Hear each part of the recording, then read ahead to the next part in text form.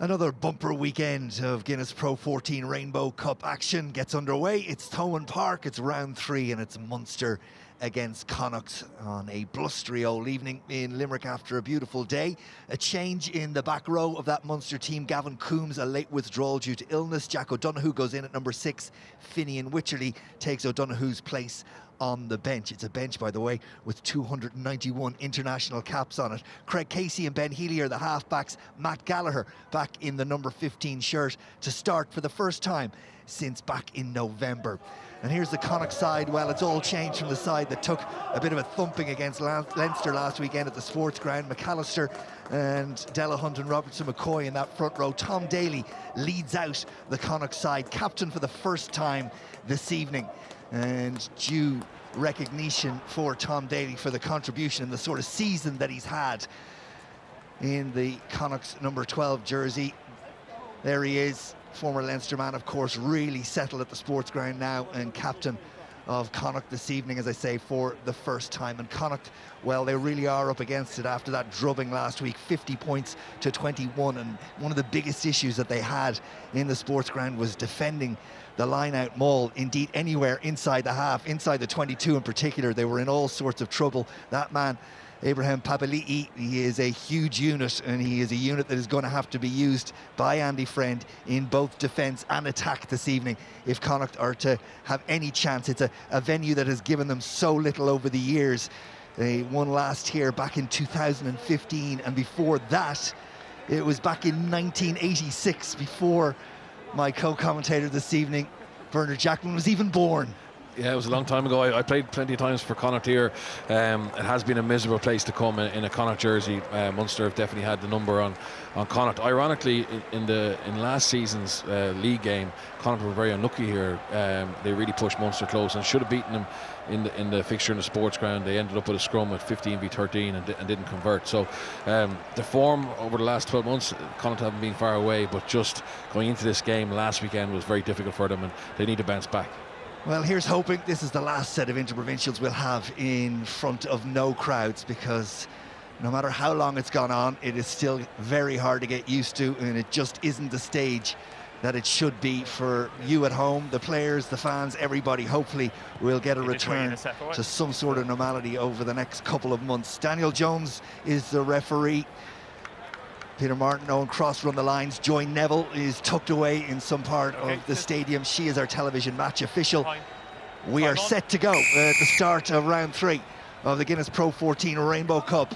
And it's Connacht who get us underway, and they have the wind, which is reasonably significant, strengthening all the time, and there is some rain forecast. It's at the backs of Connacht right now as Munster go through their first set, receive the ball, and Craig Casey, the diminutive dynamo that is Casey, scrum half, has his hands on the ball, and that kick finds its way into touch. John Porch had a little look at it but was never going to get to it, and the first line out of the evening will go to Connacht, and it'll be in the hands of Shane Delahunt. Yeah, a nice steady exit by Munster. Took their time, played another phase, and then Casey drilled it low into the wind to get as much distance as possible. So looking forward to seeing him play. He's such a busy player and huge talent. Yeah, it was interesting to see. He was at that low driving kick for about 10 minutes in the warm-up. Ultan Dillane rises highest for Connacht, and it's there for Delahunt and Daly, and then through the hands to Fitzgerald.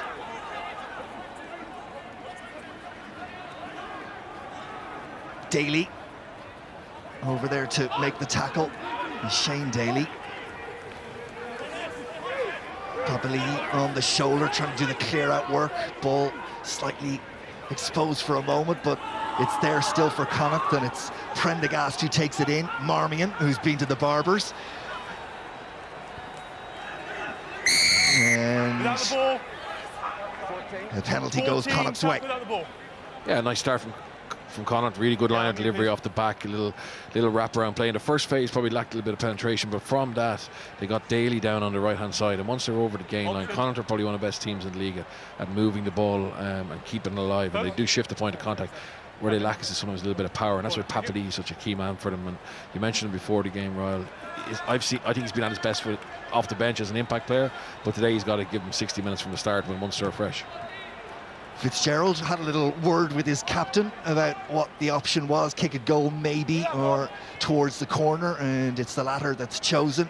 That wind would have made the range okay for Fitzgerald, but we've gone for the line-out, and it's Delahunt and the Connacht line-out who'll get the opportunity to go to a maul that sets itself well. The body positions are decent, and Delahunt has it at the back, but Munster have stopped any momentum of Connacht might have had, and it's there for Marmion, and off the wing comes Wooten, of course. Wooten and the other wing, Arnold, both former Munster men. Big evening for them, playing against their former province, and Connacht get within 5 metres of the Munster line. Kieran Marmion having a little look to see what's on. In fact, it's McAllister who delivers the pass. Now the scrum half goes in, and it's decent work for Connacht.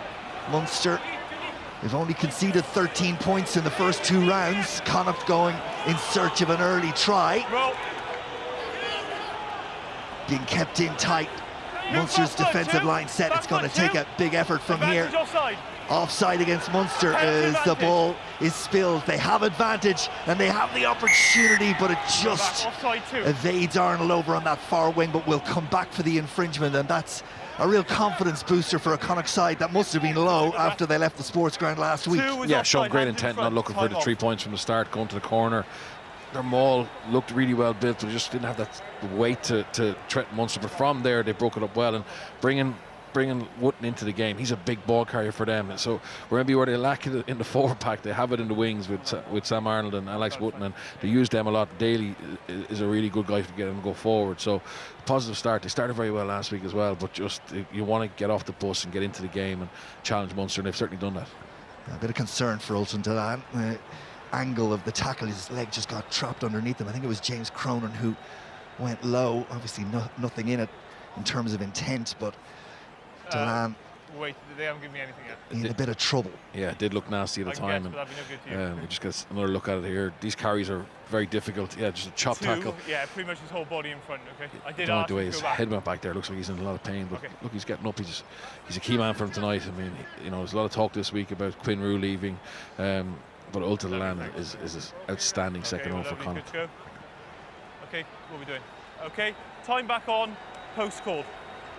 And Ultan Dillane will be given a moment or two to see if he's in a position to continue. He's, well, for a guy who looked like he was in all sorts of trouble, he's looking a lot better right now, as Fitzgerald is instructed by Tom Daly to have a look at the posts and an early opportunity to come away with some points.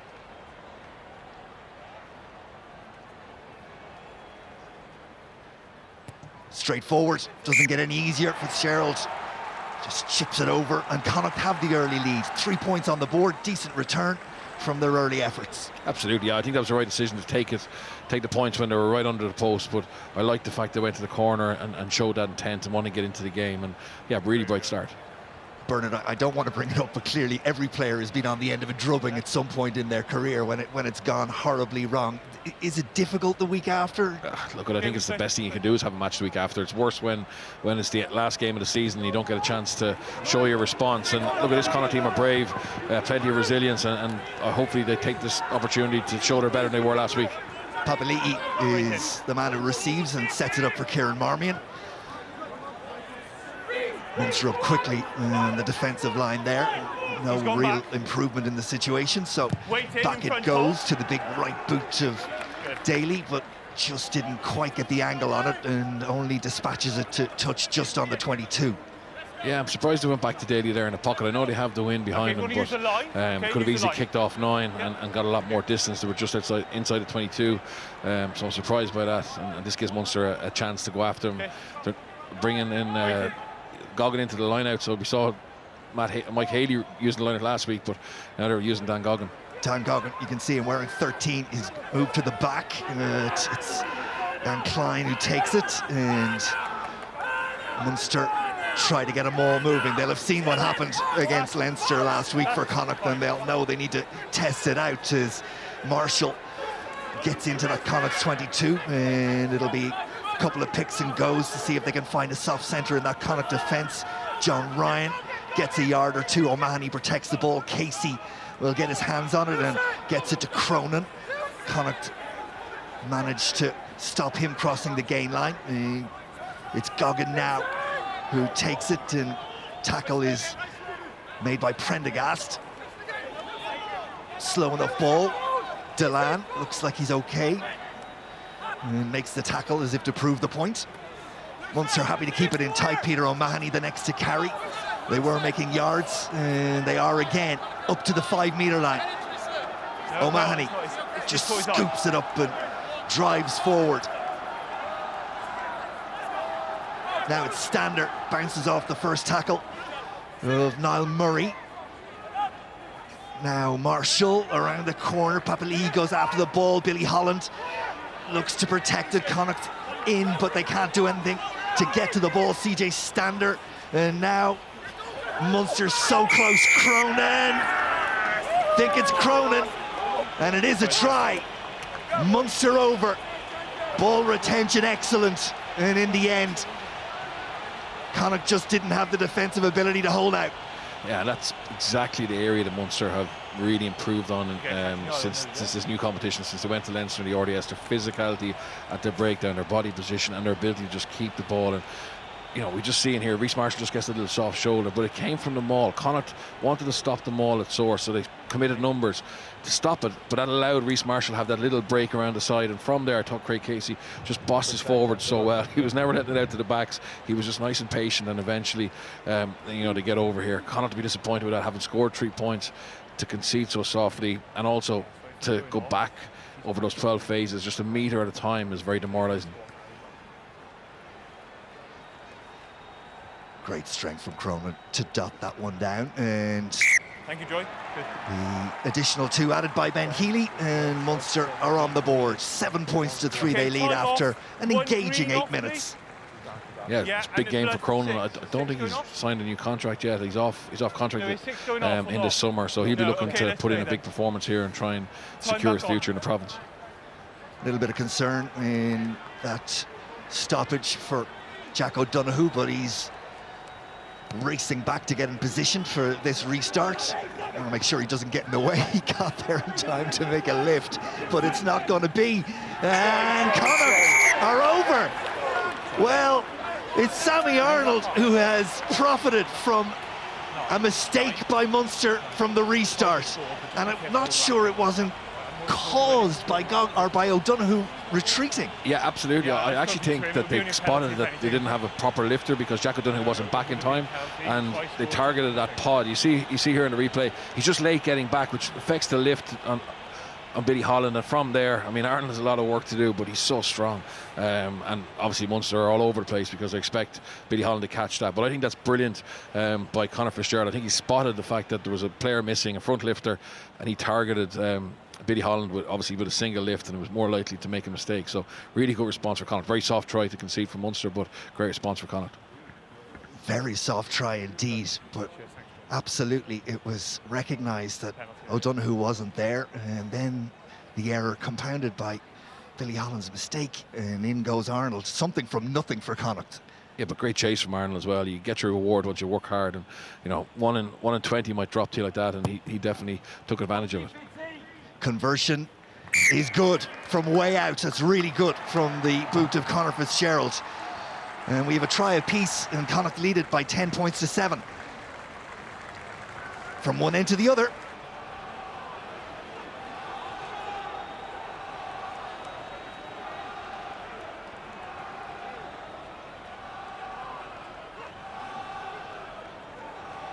Ben Healy will restart. It hangs up in that wind. You can see, particularly up high, just how strong that wind is. Well taken by John Porch, and it's back for Fitzgerald. In many ways, it was important that Connacht scored next after that Munster try. Healy, that one's going to hit ground rather than be claimed by anyone, and there's a penalty. He's in the air. Fitzgerald was in the air. In the air, and he's up on his face. Okay, it's got to be lower. Yeah, you'll see it on the replay. The ball bounced and then bounced high. Fitzgerald went off his feet to collect it, and in doing so, he was not allowed to be touched by Ben Healy.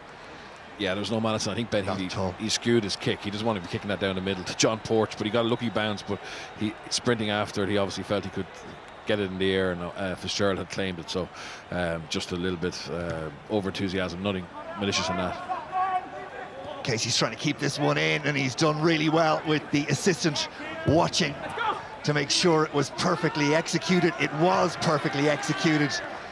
And, well, the full skill set. Yeah, that's just brilliant manipulation of the laws from Craig Casey. If you start off outside the field, you can jump back in with the ball, and we just see him here. He started outside and just saves Munster from defending a line out 10 yards out. Brilliant by the young nine. Yeah, he's had a cracking season. Craig Casey is getting the recognition that we all knew his talents had, and great for Munster to have he and Conor Murray in that 9 position. Here's Daly, and an opportunity maybe for Sean O'Brien to try and punch a hole in that Munster defence. Down the narrow of the two sides, Connacht go, taken on by Conor Oliver. Marmion back in, it comes for Wooten. Marmion and Papali'i, and you've got to get to him early, which Munster did. They identify, and that man gets moving. It is a completely different proposition. Fitzgerald up. They came from Munster in behind. He went, and the kick is in behind that Munster defence, and Munster will get the throw of the line out over on that far side. Yeah, there's not little battles in the game, but we saw Reece Marshall there. He sprinted out of the line to chop Papali'i low, and then the second man came in high. You could see them celebrating that. They know he's a key man for Connacht, and they want to stop him getting any momentum early in the game. It's been good so far, keep it.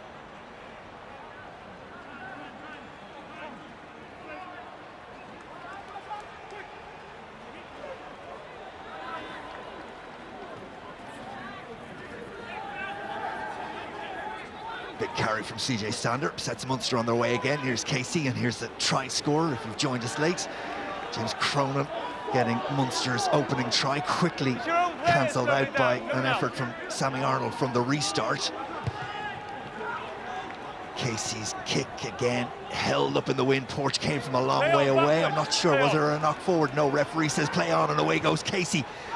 Then in behind the kick goes, and Connacht are retreating. Wooten is back, and Casey looked to put him down. He took a heavy knock in the attempted tackle. It's there from Marmion now, and the penalty goes. Hands on the ground from a Munster player. You can't play with your hand.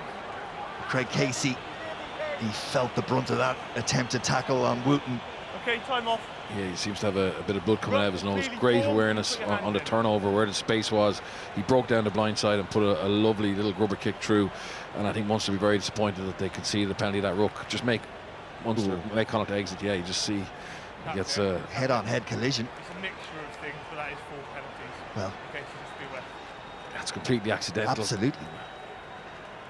Hope he's okay. I think he's someone who needs game time. I think he would be frustrated not playing last week. They started Conor Murray and Nick McCarthy, but yeah, look, I think he's going to get a bit of blood and get back on and get some game time in his legs. Well, he's bounced off the ground, and down the tunnel he goes on the far side. Good to go, Connacht side, yeah. Get the medical attention in the changing room. I'm sure there'll be a HIA involved in that as well, having seen the evidence of the clash of heads. And of course, there is the significant experience of Conor Murray on the bench to come in at 9, and Conor Murray comes in for his 150th Munster cap. Yeah, and his form over the last couple of weeks has been excellent. Really picking it up at the right time. Obviously selected for the British and Irish Lions, and could be a part of Munster win the trophy at the end of the season. Yeah, 2 tries against Leinster, 1 against Ulster. Murray, a man in form. There's a tackle, and it knocks the ball loose for a second. Andrew Conway could see the ball, could see Greenfield in front of him on the line, but back he comes, and it'll be a scrum to Connacht. Yeah, good defensive read from Goggin. Munster set up quite narrow defensively, but they backed themselves to shut it down. We see just Sean O'Brien's trying to get that ball out the back. Actually, Papali'i's a decoy runner, but he gets man and ball and knocks it on. But he won't mind that. It's just showing a little bit of intent defensively and getting in that eye line of Sean O'Brien and making a noise there.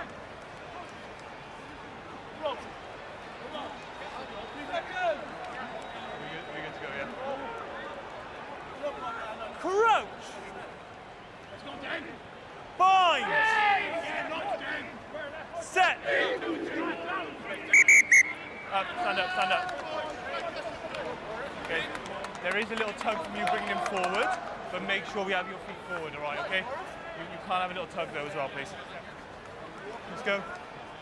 Feet further forward, keep your elbow up. Let's go. Yeah.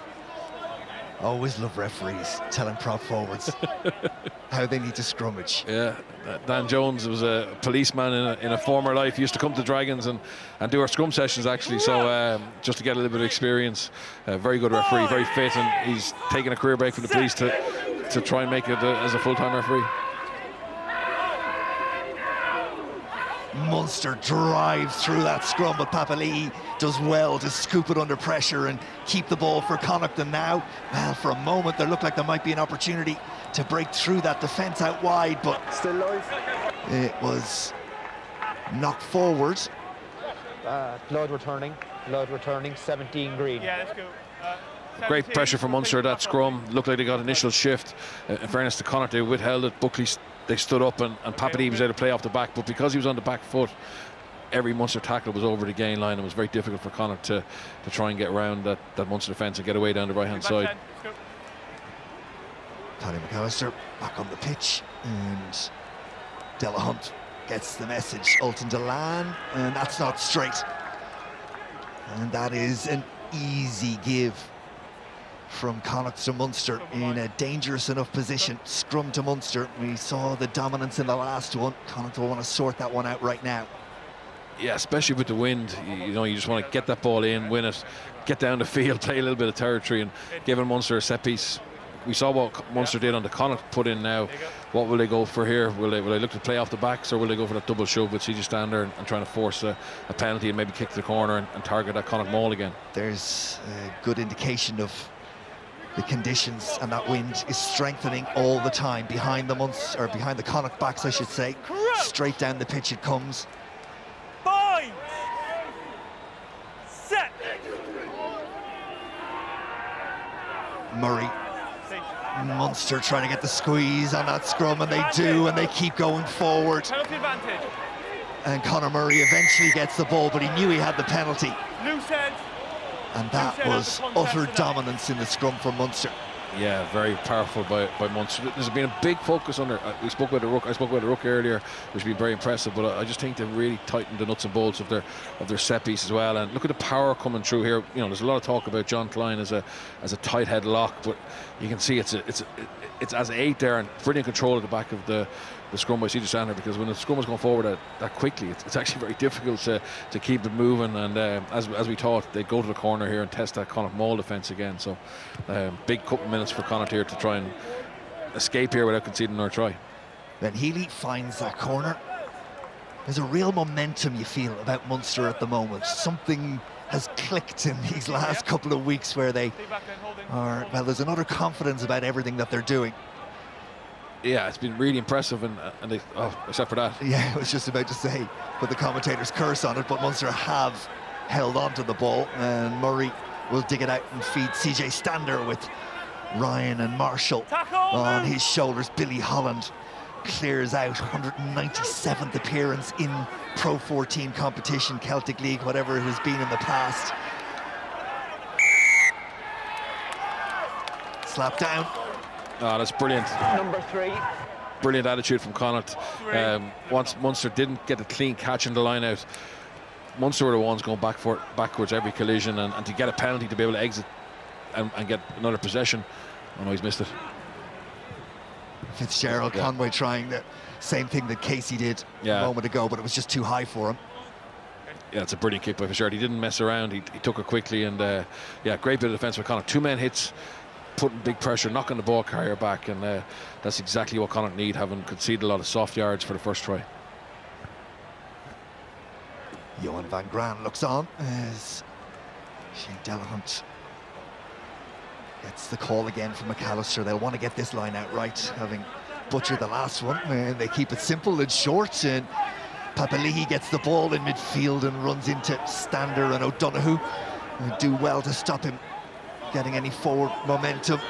Robertson McCoy now, and Connacht looked to up the tempo a little bit, and over the head. It's a terrific kick from Fitzgerald, because there was very, very little room to manoeuvre there with Conway covering so much ground, but a terrific kick from the out half, and it just keeps Connacht going in the right direction. Oh, that's phenomenal. High risk, high reward. I mean, to be able to get that ball over the defensive line and then down before the line, it's very rare you see anyone risk that type of kick. Brilliant execution by Conor Fitzgerald. Connacht have 2 10s with Jack Hardy and Conor Fitzgerald, who's just so skillful with the boot in their kicking game. Fitzgerald, 23 years of age now.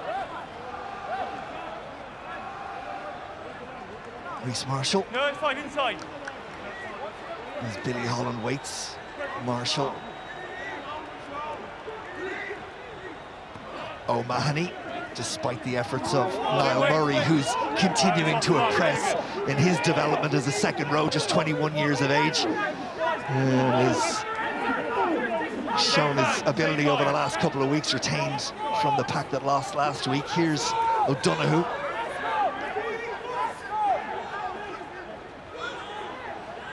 Conor Murray can see it. A lot of clean-out work. De Allende making sure the job is complete. Leave it! Away. And I'm not surprised he was putting himself about at that last breakdown. And some of the Connacht players not happy with the way he did it. Yeah, I'd love to look at that. There seemed to be a little bit of a dive down to somebody who was already off his feet. I was following the flight of the ball, but just at the corner of my eye, I thought I saw it. Just see on the edge here. Not that one. Ah, that's nothing. No. There was something else on the other side, but yeah, that's only pulling and dragging.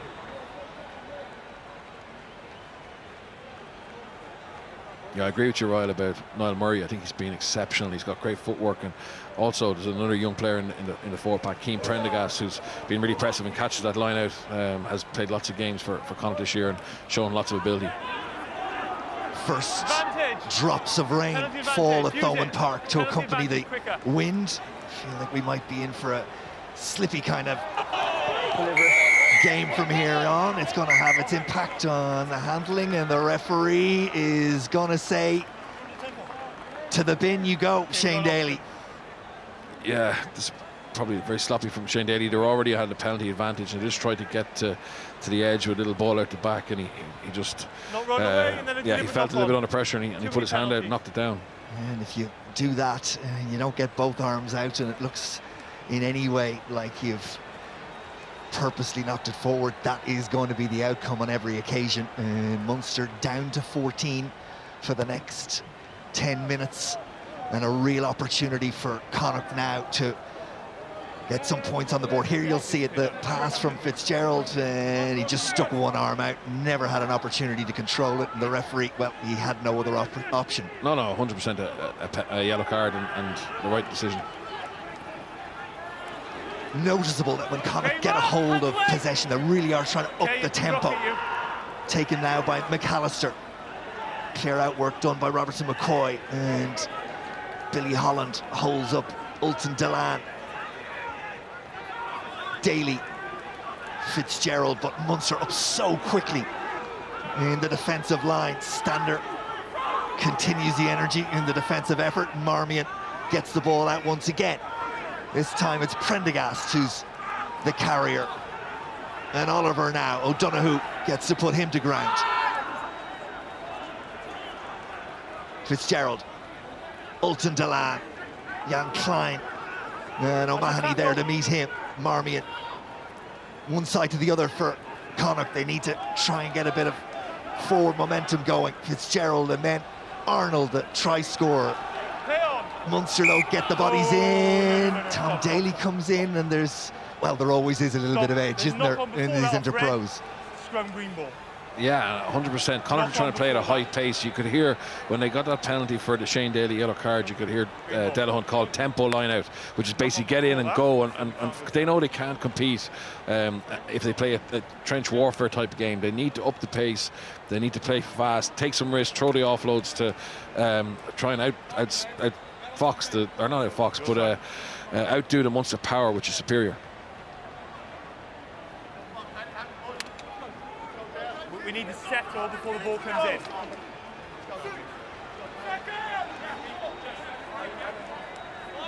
Crouch! Bind!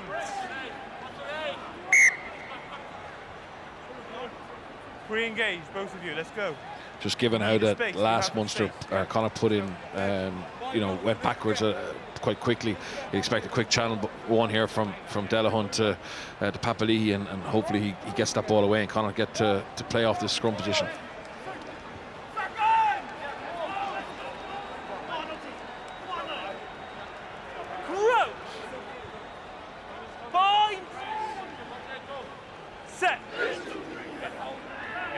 Second time of asking, Marmion will feed a stable scrum to start, but then it just collapses. But Papali'i does well to hold on to it, and Daly now has it, and Fitzgerald, and outside is Wooten, and they've created a bit of space. Wooten comes back inside though, and De Allende is able to wrap him up. Should be there for Marmion. Advantage as the South African comes offside, and no advantage accruing, and 14-man Munster could be in a bit more trouble here. You got that, right? Wait. Anything from that? Okay, captain, please. No, wait. Okay, we've had a lot of penalties. We've had a yellow card. It's continuing, okay? He cannot play the 9 regardless of whether he's rucking or not, okay? You need to improve, or I will carry on giving yellow cards. Yeah, you can have time off. No, it's not for discussion. You can't play the 9. Have time off. Yeah. I've spoken to him. Dan Jones very clear there in terms of laying down the law to Peter Manny about the discipline, and this is exactly what Connacht want. They need to take Munster out of their comfort zone. They need to get them giving away penalties like this to give them field position, and it's exactly what Andy Friend would have wanted, the kind of response you want from your team after a heavy defeat. Right, okay, on the line. Okay, time back on. And not surprisingly, the decision from Fitzgerald is to go to the corner, and Shane Delahunt is already wiping down another ball. That's experience. It used to be always very hard to get a clean ball or dry ball in Munster.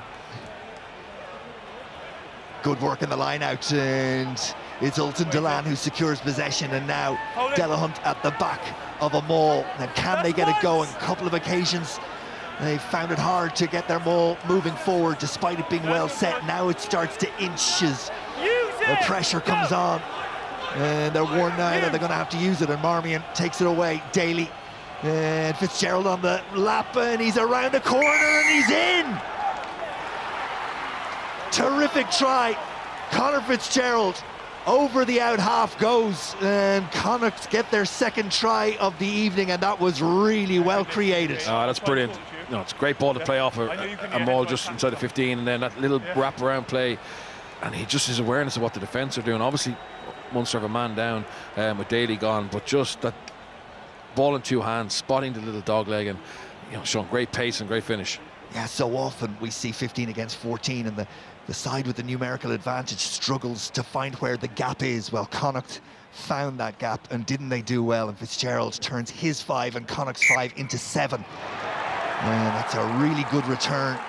And with Munster still down to 14, they'll be hopeful of more. Yeah, and there's never any doubt about Connacht over the last couple of seasons that they could score tries, and they've showed that once again there. This is the challenge for them, is to show the maturity to deal with the kick-off, get back down there and try and go for another score while they have a numerical advantage. Well, remember, Munster only conceded 13 points in their first 2 matches. 3 against Leinster, 10 against Ulster, and 27 minutes into this, Connacht have 17. Yeah, but I think the biggest difference, Royal, is their discipline. They're just giving away soft penalties. They're over-enthusiastic at the defensive breakdown. They're giving bad pictures to the referee, and that's given Connacht plenty of opportunities to go after them. Craig Casey's back. Conor Murray retires to the bench for the time at least, and it's taken by Oliver. Marmion for Ultan Delan.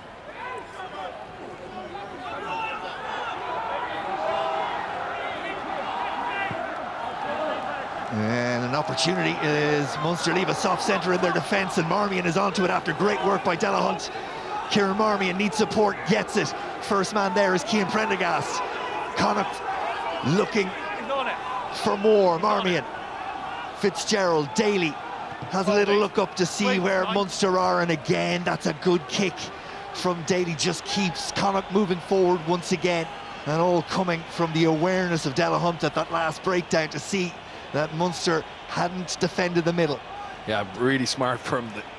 We've just seen a kick here on the replay. Daly again, pumping that ball in behind where the space where Daly should be. But from the breakout, it was just Delahunt that pick and go through the middle when all the Munster players were talking about get to the left foot of Fitzgerald, get to the left foot of Fitzgerald. They thought the ball was going back to 10.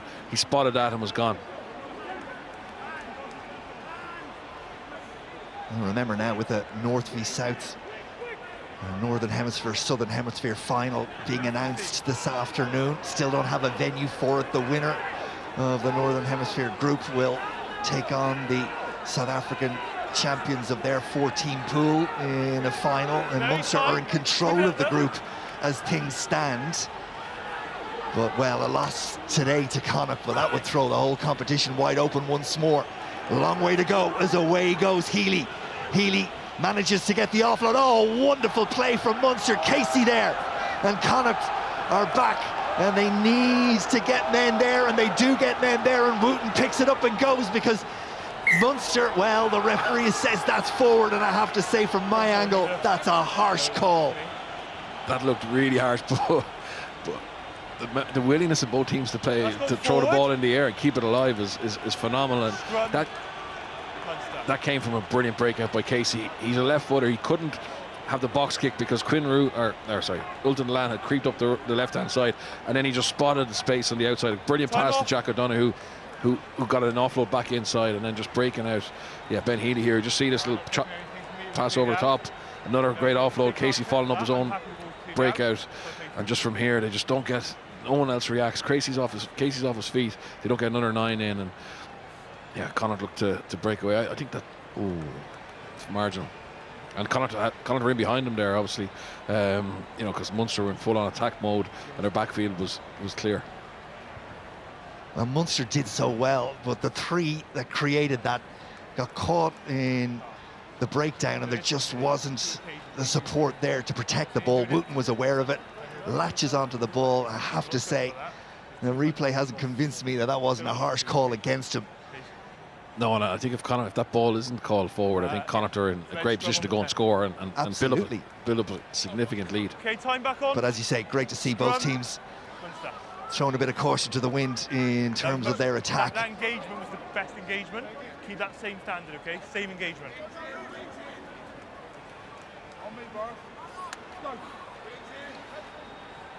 Sammy Arnold, Connacht's first scorer on the evening. Crouch! Bind! Set! Still about a minute and a half to go on the Shane Daly sin binning for Munster as they turn the screw in an area that they have absolutely dominated in this opening half hour, but the referee says the front row's just popped up, so he's going to reset, and John Ryan looks at him as if to say, you're kidding me. Yeah, they might have got the penalty that time, but they're certainly putting a message or an image into Dan Jones' mind that they're totally dominant, and I'd be surprised if they don't get a shove on here again, that he doesn't penalise Connacht. And yeah, Munster just haven't really found that area of dominance, and maybe it's a scrum that'll just get them into this game now, and particularly with a man in the bin, they don't really want to go wide, so they may look to win a penalty at this set piece.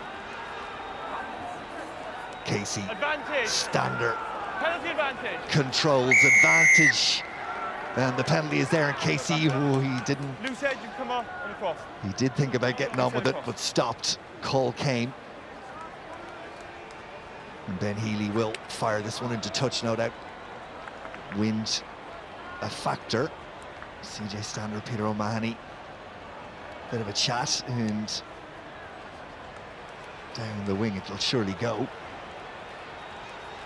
He's got a very long range of kick, Ben Healy. He can kick from halfway easily, but I think it's the right decision. They've just won a scrum penalty.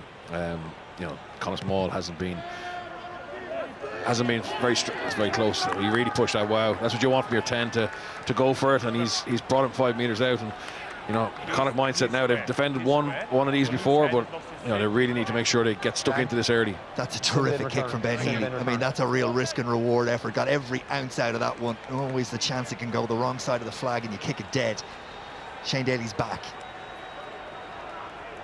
15 against 15 then, as Reece Marshall finds Billy Holland, and Munster look to create them all and go around the narrower of the two sides, but they're going to run out of room. Marshall has it, needs to make sure he doesn't put a foot in touch, and Connacht defend it well. But now Deolande, wrapped up by Daly, presented for Casey, and then taken on by Goggin. Casey goes back from where they came, and Munster look to create. Shane Daly almost away, put down by Prendergast. Casey's stander. It's a big tackle from McAllister to stop Stander getting any more ground, and Connacht are penalised at the breakdown. Okay, not rolling away, and 2 you on your feet. Couple of infringements at that breakdown, referee pointing them both out. Quiet. Yeah, but the area that they were being tested in, they actually stood up to be counted. They smashed Munster threw the ball to the front, and Connacht came from out to in and really nearly shoved them over the touchline. It's a great bit of footwork from Reece Marshall to get away from the touchline, but yeah, that was good for Connacht. They'll get a bit of confidence from that. But I think Munster, if they win the ball middle or back, it's going to be a lot harder for Connacht to defend it. It is, as Healy finds touch. The risk, though, is that if you go middle or back in this wind, you run the risk of going crooked. Yeah, absolutely. I just think Casey's footwork around the breakdown, even when the presentation isn't good enough, his ability to change his footwork to get a secure pass away is really impressive. Marshall once more. This time it's O'Mahony, and it's down for Stander. And Marshall joins the back of the maul and has got a bit of momentum going now. And on they go, and the hooker can see the line, and the try is scored. It was set beautifully, it was executed beautifully, and Munster have their second try. Marshall in, and the gap closes. Yeah, just not thrown to the front and making Connacht have two sides to defend helps him get set. Marshall's the one who gets it down, but you'll see some great work at the front of the maul. Even Dan Goggins is in here on the open side, and you can just see a couple of Connacht heads there getting splintered off. You see them Connacht players on the ground on the right hand side, and very well constructed maul and good response. And very controlled, Bernard. There was no urgency in it. Everybody knew exactly what they were doing, and yeah, really impressive. Marshall, in fairness, he's been lively. Look, you see that. You see Dan Goggin here on the right hand side.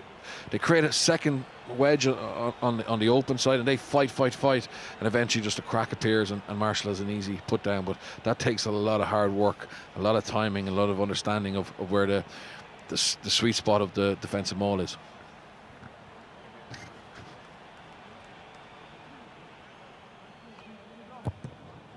Conversion attempt is good. Healy knocks it over, and we have a 3-point game. Munster 14, Connacht 17, 2 tries apiece. And lots to play for at Thomond Park. It's a very engaging game. Yeah, just that's if the score finishes 17-14 at half time, Connacht will be the ones disappointed, because the wind is probably a 10-point wind, and Munster, despite not being as fluid as they would like, have found a way back into the game. Fitzgerald, Munster will no doubt get their receipt of this right when they didn't the last time. Billy Holland has both his lifters this time, and the ball is secured in the Munster red, and Casey barks out the orders.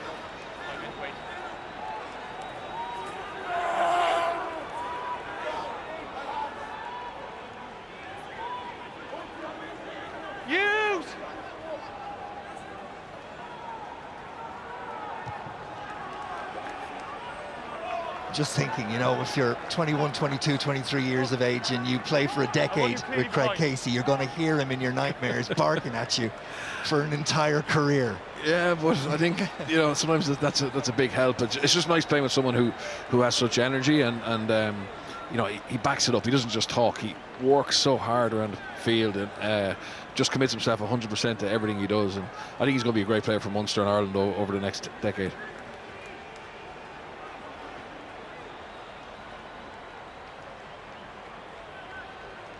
Delahunt goes towards the tail. It's well dealt with by Niall Murray, and Connacht have possession just inside. They don't have a scrum half, and McAllister was quick enough to recognise that and did well to get in before Munster were able to come around and steal the ball when it was out.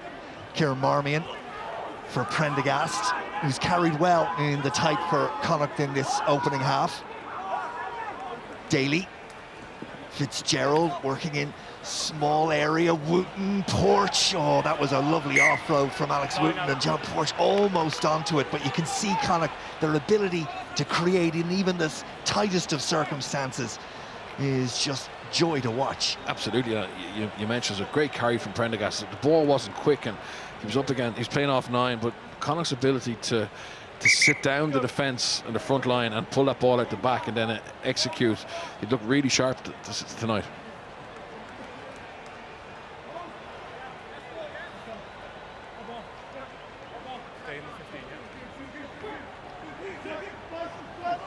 Up went Murray to disrupt, but it's back on the Munster side. Casey can see it, he's outside his 22 though. Gets himself a little bit of a muddle with James Cronin back in his feet. Wooten underneath this, Conway comes, and Delahunt did just enough not to get penalised, but manoeuvred Andrew Conway out of the way. Fitzgerald, Taylor.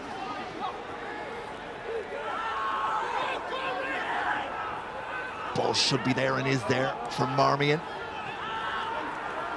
Robertson McCoy bounces off the first, second, third tackle. Really strong carry from the prop. Marmion, Fitzgerald attacks the space in front of him. Porch got Stander and the ball at the same time. It pops out and it's there for Munster. Here's Ryan. Billy Holland in to do the clear out work. Craig Casey gets his hands on it. Delahunt gets his hands on him. And we'll go back for the original knock-on from Connacht. Going back for knock on off green, your ball here. Dan? Yeah, well, he came. Substitution, 1 and green, 1 and 3 green. Big hit from CJ Stander. And I love the way Munster on turnover ball, they're looking to just get that ball alive. Unfortunately from there, it actually caused them to get a little bit isolated, and that's why Casey was allowed, or it was easy for Connacht to get at Casey at the breakdown. The ruck wasn't secure as Munster would have liked, but they are showing ambition. The conditions aren't easy. There's a bit of grease there, but they're really looking to keep that ball in the air. Big call from the Connacht bench in the dying embers of this first half. They're calling ashore both their prop forwards, so Robertson, McCoy and McAllister out, which means that Dennis Buckley comes in for his 199th Connacht cap, alongside Finlay Bealham, who's also into the game. And I could see Ultan Delan looking over at the Connacht bench going, well, questioning it, frankly. Yeah, questioning it, but I think they have to make those calls if you feel like the reality is the picture that Dan Jones has seen in the previous scrums. He knows that Munster are dominant against those two starting props, and there's only we're in the red here, but Munster could go for the double shove, get a yellow card, or sorry, get a penalty and maybe a yellow card, and then go and score from that. So I think if they can lock out this scrum here with Buckley and Bealham, who are their first choice props in terms of what the rotation they're going with today, I think that's a smart tactical move, given the fact that the two lads are probably going to come off at half-time anyway. Okay, time back on, it'll be last. John Ryan returns to combat with another bandage, not the first of his career. No, and it'll be interesting, this battle with Buckley. Buckley's a really cunning, loose head. He's got every trick in the book, and it'll be interesting to see if he can stop the damage that John Ryan was doing up till now. Bind. Set. Immediately gets low and underneath Ryan.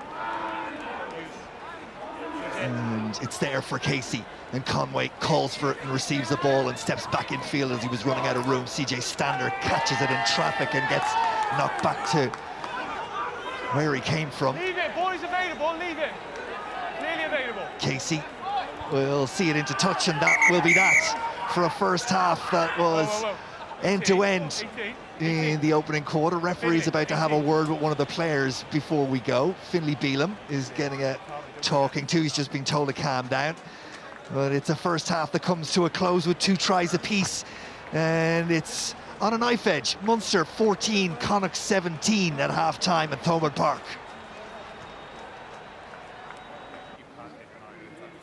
So then back at Thomond Park, the sides are out and ready to resume. We're just waiting for the referee, Daniel Jones, to blow his whistle, get us underway again. Couple of changes on the Connacht side in the dying embers of that first half mean that the 2 prop forwards, Robertson, McCoy and McAllister, are gone, and in their place are Buckley and Bealham. Outside of that, don't see any changes, but we'll just keep an eye on that over the next moment or two as Ben Healy gets us underway at the start of the second half. 17 points to 14 in the visitors' favour.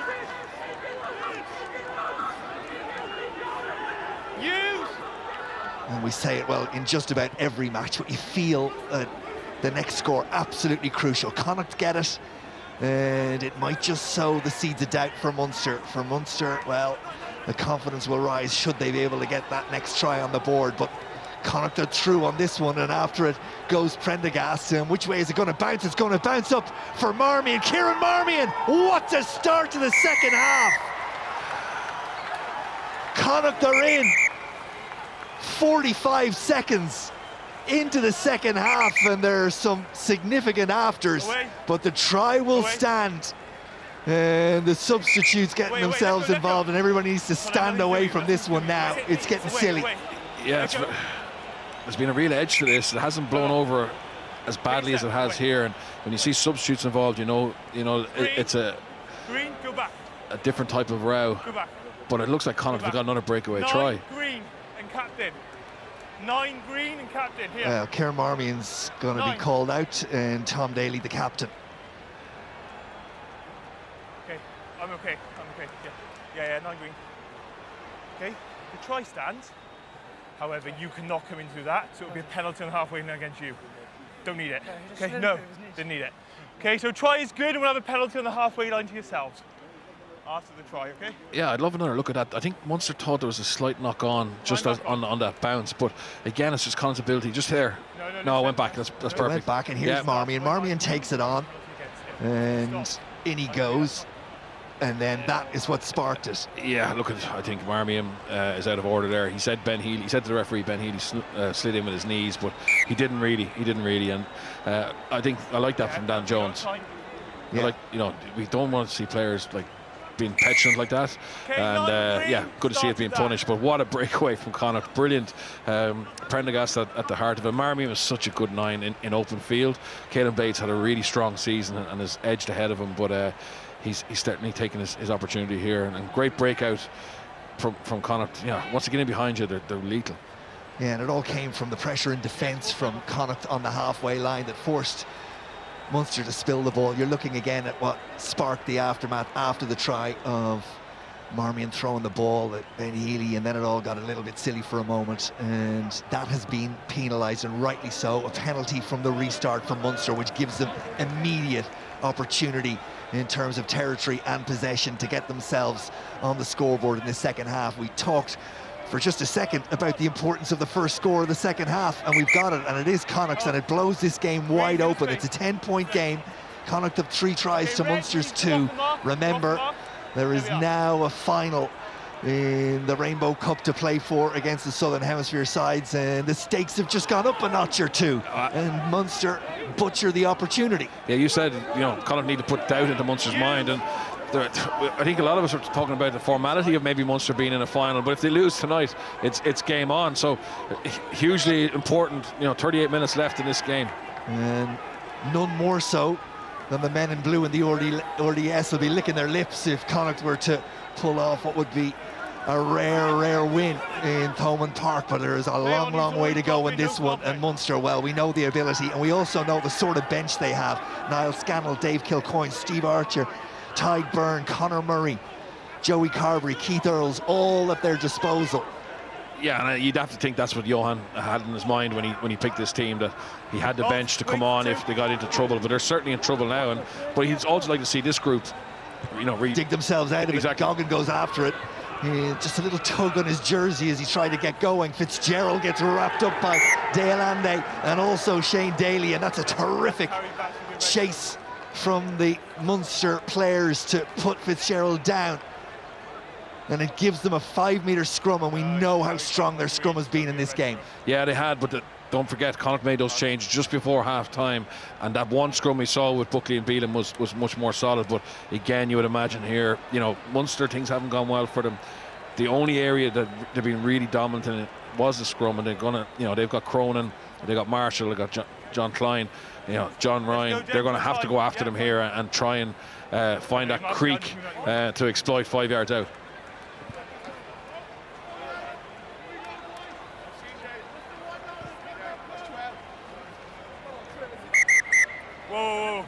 Whoa. Take a step back one. Captain, come here a second. Okay, and Captain, we're having time off. We just had an all-in, which led to a penalty. Your one is just going to aggravate things by doing that. Let me manage the gap. He's pushing the hooker. Let me manage the gap. It stops. We go penalties, we go yellows. Thank you. Clear. That's your middle. From the referee. Yeah, I think what led to that was, the referee telling James Crone to take a step back, and I thought I heard Peter Manny say, we're not taking a step back, and he just brought him apart. But look, no one wants to give an inch here. This is a crucial moment for Munster, and they just want to have a real solid set piece and potentially go after them. Big moment in the momentum of this game. CJ Stander off the back of the scrum is put down immediately before he gets any forward momentum, but Connacht are offside, and it's a penalty advantage to Munster. It's there for Casey, and they're queuing up to carry. O'Mahony picks and goes. Connacht defend well around the fringes. No real ground gain there by Munster. Little shift on, and now some momentum for the Munster attack. Casey, O'Mahony, open the gates and walks right through. Yeah, boy, there's another fisticuff here. It looked like there was someone offside. Oh, it's all kicked off now. They're all in. Away. Well, there's been niggle and miss from the start, but it's boiled over twice now in the second half. It's going to be really interesting to see how the referee deals with this, because he's not going to let it continue for the second half like this, and it's still not done. And again, subs involved. O'Masson's in there. You see him with the bib. Take a step back. Take a step back. I agree. Get back. No. Wait. 10. Back. You've got to try. Get back. Wait. Yes, you can. Bear with me a sec. And it was like the first try. After the try was scored, O'Mahony, there's going to be a lot to unpack here. Okay, fine. Yeah, so there's been a captain's challenge, and I think it's because Jack O'Donoghue ran in front of the ball and affected a potential tackle on O'Mahony. Okay. Right, listen. There's too many all-ins. It was the replacements that caused that. Okay. All right. It stops. I can't penalise the subs. Okay. Why not? No, I can't penalise the subs. Listen to me. It's got to stop, gents. Okay. I've got a TMO check for a potential obstruction in the lead up to your try, so we're going to be checking that. Then he has to check that slap as well, because we will check. We'll be reviewing it. Okay. Okay. You have to tell him that. Time off. Joy, we got a check on the lead up to the try potential obstruction. Is that right? Yes, correct. I'll wait for you until you get to the screen, okay? So CJ Stander stepping in for Peter O'Mahony as captain. And the referee is going to make the jog across the pitch. Down underneath us here in the commentary position is the monitor to review that entire passage, which will be the try, and you think anything that might have happened thereafter. Yeah, I think... Don't think there was a captain's challenge in there, Bernard? No, there was, I think. Was there? Yeah, but I think it will be overruled. I think the try will be overruled. You'll see on the right-hand side here. Just look at number 6 red on number 8 green. Yeah, O'Donoghue pushes Papali'i out of the way. So he opens up the space. So that's going to be overruled. But just what happened afterwards? Yep. I think regardless, it's clear obstruction. Yeah, that's fine. Okay, he's held him off the ball, so it's going to be a penalty against 6 red, disallowing the try. It's a big moment in the game. Like, I think Munster were on a penalty advantage themselves. That's the argument. And also they haven't looked at a disallowed try. 6 red has taken 8 green without the ball, and you've got in the space. No. I totally agree that shouldn't have been a try, but my point that I would like to make is that we don't know now what happened to cause the all-in, and now it's just going to drag on. You know, he hasn't dealt with that. The referee did say it was caused by the substitutes behind getting involved. Not quite clear how they got involved. But after all that, and I also take your point that I think Munster were on a penalty advantage at that point. Yeah, they were on a penalty advantage. Definitely on a penalty advantage.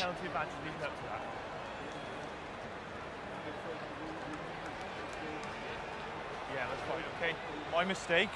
Due to what had happened, so we're going to go back for the penalty. And good on the referee, and good on him for remembering it and calling it and having the courage to say, I've made a mistake and I'm going back.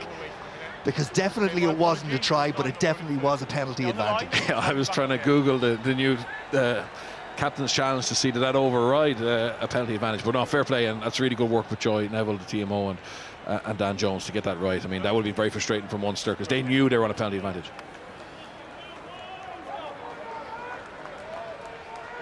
Yeah, I told them to keep it. Substitution, 7 green. 7 green substitution.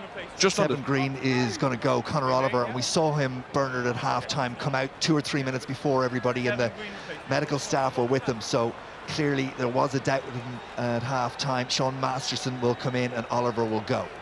Yeah, he definitely had a knock at half-time, and he's been really, really strong. Just on the subs coming in, and that's twice it's happened. I think the referee needs a little bit of help from the touch judges. When the play is down that side of the field, they just need to get out of the dead ball area, because you can't have that. It's nonsense. Well, we don't have time for it now, but it is creeping. You see it in every game now where the substitutes are using the dead ball areas to warm up. We'll come back to it maybe. CJ Stander at the back of a Munster scrum, and it pops out, and Marmion is free to take it, and Connacht have possession and are going to get the opportunity to breathe again, and maybe a bit more. Here's Murray. It's turning into an absorbing game. Everything is going on. It's not perfect by any means from either side, but boy, has it got you engaged. Yeah, and I praise CJ in the first half for his ability to control the ball at the back of a scrum going forward. I think there Munster had the nudge, but he just seemed to lose it. Look, he's trying to get with his left foot. He's just starting to go forward. Fairness, it's not his fault. He hadn't got it right to the back, and a second row's foot kicked it. But great awareness from Connacht. You know, look at that from Marmion. He's straight on that, and Connacht get to breathe again and get out of their own 22, which is brilliant for them. Fitzgerald to the safety of touch. You know, you look at the performance of Kieran Marmion tonight, and you can see, however difficult it might be for the players, the importance for competition of places, because Marmion undoubtedly comes into this game knowing that Caelan Blade is going well and that his position in the team isn't secure, so it automatically brings an extra level of performance. Or is that too simplistic of you? No, it's absolutely crucial, and I think Connacht are starting to build that depth in certain positions. Hooker, Delahunt, and Heffernan, scrum half, Marmion and Blade, Fitzgerald and Carty are having a right ding-dong, you know, Porsche and Tiernan O'Halloran, so they are starting to get that, but they don't have the numbers that the other provinces have, and I think that's this season, being such a long season, has really affected them. Marmion's kick as Conway gets himself back and does well to be in the right position to gather that ball. John Porch likewise saw what was coming from Conway, has plenty of time, thought about the kick and then said, hang on a second, there's ground to be gained here with ball in hand, and off he goes. Wooten will be there to secure possession, and Marmion can set Connacht on their way again. Prendergast, who for me has done a lot of hard yards tonight. Back foot. Marmion, Papali'i was available, but the kick comes instead. This one's going to be contested. It's knocked forward by Matt Gallagher. And Connacht, you feel they just have a bit of momentum right now. Yeah, they're starting to get those little bounces. They're working hard for them, and they're getting the rewards. The scrum, the ball popping out. You know, I thought it was really good by Porsche. If you don't get your kick chase right, he will go back at you. But that allowed them to kick the ball from further up the field, and obviously that contestable wasn't dealt with from Matt Gallagher, who's obviously lacking a little bit of game time and maybe not as sharp as he would like to be. But yeah, huge couple of moments there, and swinging in Connacht's favour. Considering the conditions, we haven't seen an awful lot of high kicks for fullbacks to have to deal with in the game so far. That one came, Gallagher wasn't able to deal with it, and as you can see, the rain has returned with a bit more force in the last couple of minutes. Set.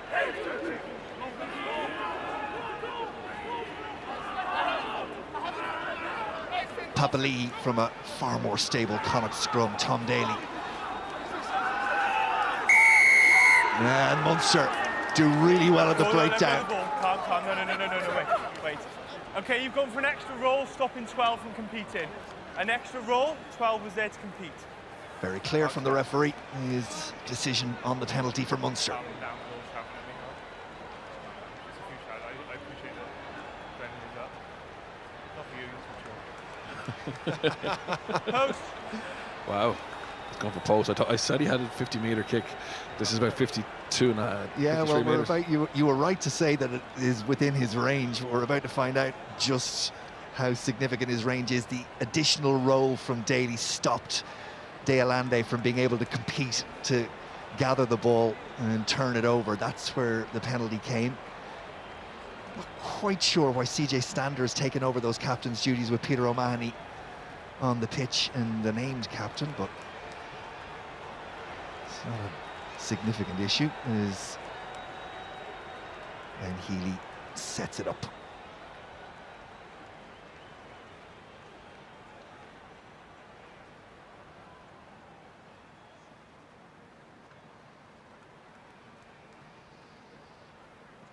It's going to be a monster effort, but remember, there is a wind at his back.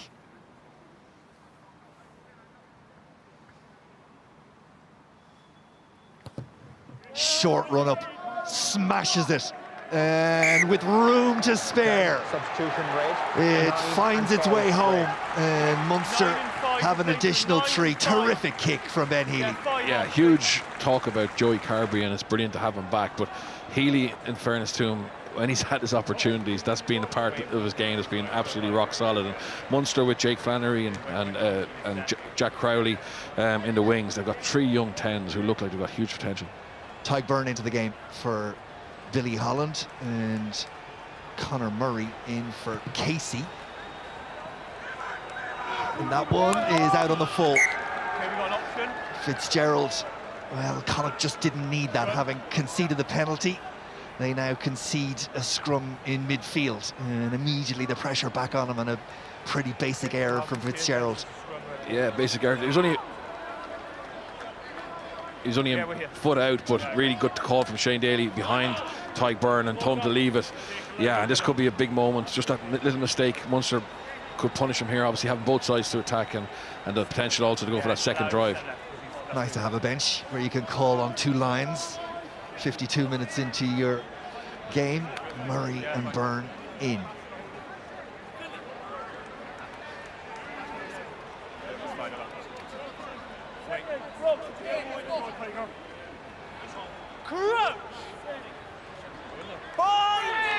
Well, whatever the reason for Conor Murray's dip in form for a little while, and no doubt he's right back at the top of his game again. Pre-engage and it's crabbed across. Let's have again. Keep the space, please. Let's keep the space. No marks here. In, please. Just give the space. He looks fit and hungry as well, doesn't he, Bernard? Like, the body language is all right. Yeah, no, he's definitely in a good place physically and in terms of his form and skill execution. Yeah, I thought Casey was excellent. It brought real tempo any opportunity he had, and probably unlucky that the Munster breakdown wasn't as crisp as it has been the last 2 weeks, so he had to deal with some pretty average delivery, but yeah, another positive move for him. And now Conor coming on to finish it, and then back up with a scrum penalty, which is 2 hours in a row for Connacht. Do you go again?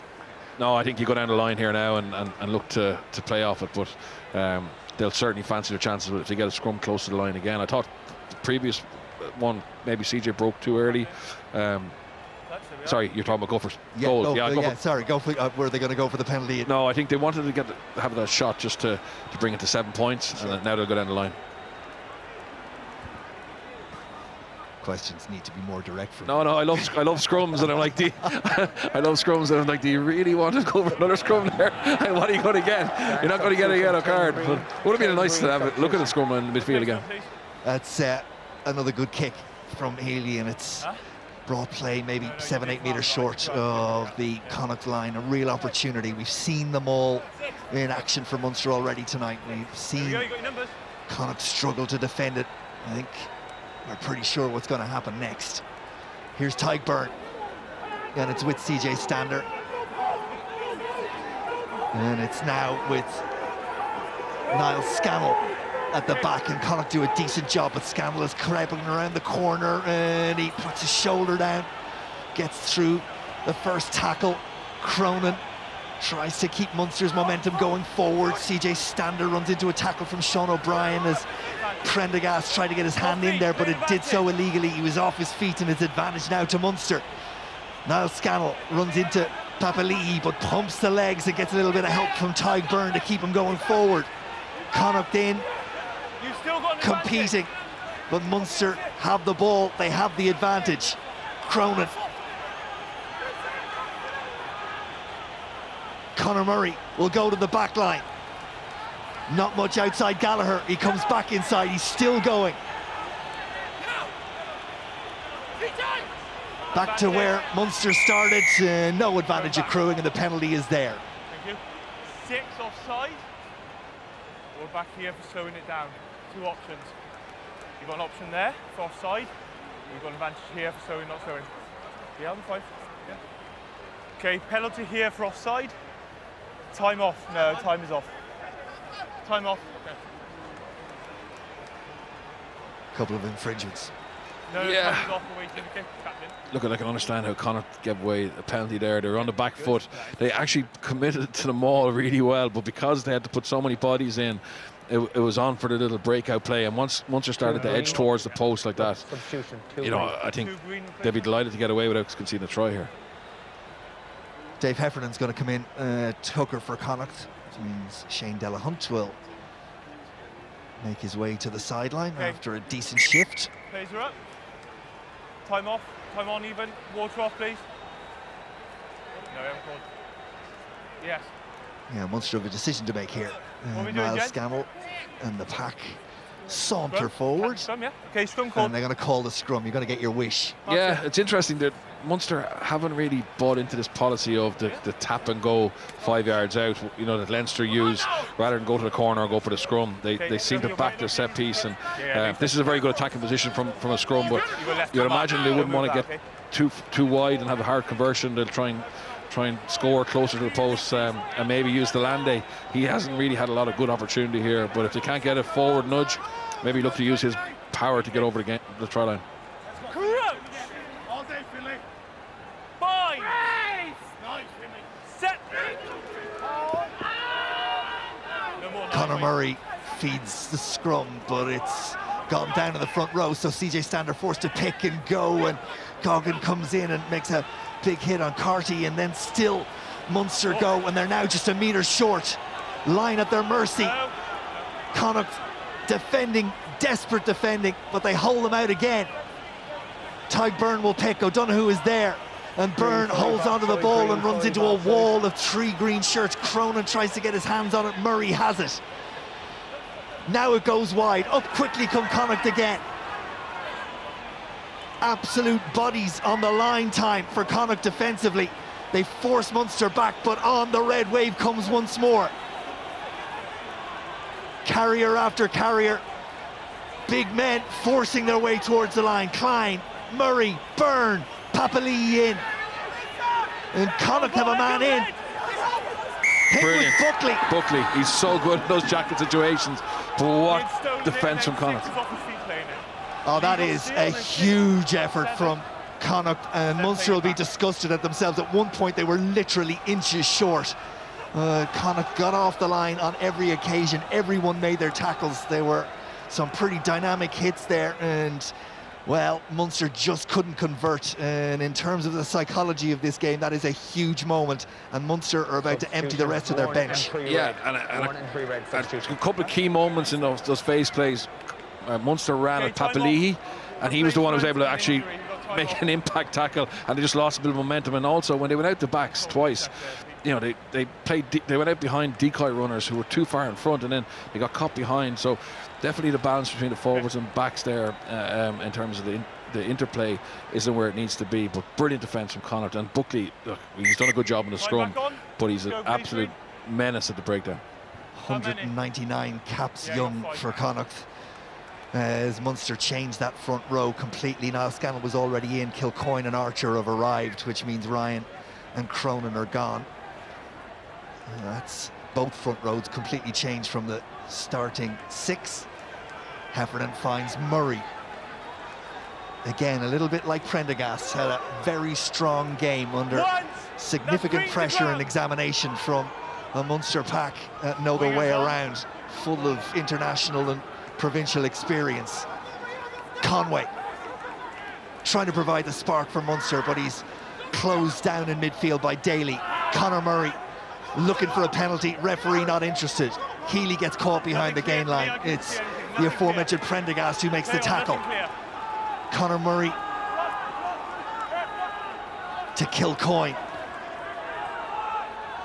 Real impact off the bench, Dave Kilcoyne. Impact from the start, but when he comes into a game at this point, when there's some tired bodies around and he's carrying at pace, he's a menace.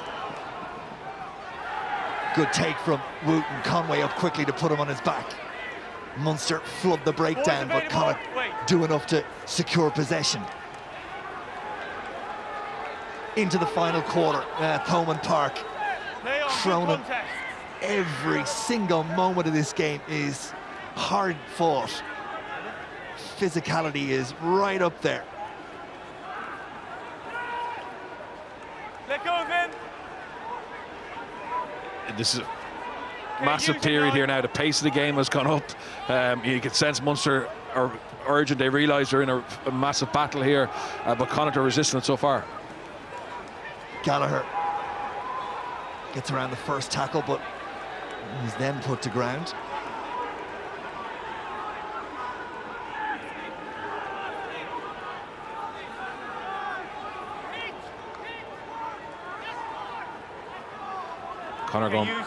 Connor's going to box it. Murray's going to go to the air, yeah. We haven't seen a lot of this. John Porch is called into action and does really well. Secures possession for Connacht. Marmion Toley's outside, so they can't go straight to touch if they want to hold on to possession. Heffernan put down by Healy, and Munster player, may well have been Peter O'Mahony, not supporting his body weight. Off his feet therefore, and the penalty goes to Connacht. You know you're in an engaged game when you look across the pitch and both sets of benches are on their feet the entire way through it, and there's what, maybe 25-30 people over there between the medical staff and the substitutes, and the noise coming from them, you can hear it. It's just, well, it's fully engaged, as I say. Yeah, I just want to have another look at this. So the chop tackle, it's against Peter O'Mahony there. Ooh, I don't know. Yeah, look at it, it's at the end, but I've seen them given in favour of the defending side, to be honest. Absolutely. Joey Carberry comes into the game, and Ben Healy makes way.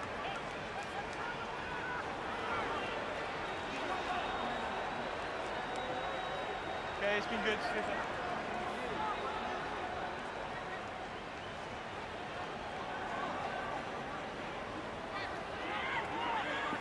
Hold 20, good. Well watched and dealt with by Gallagher.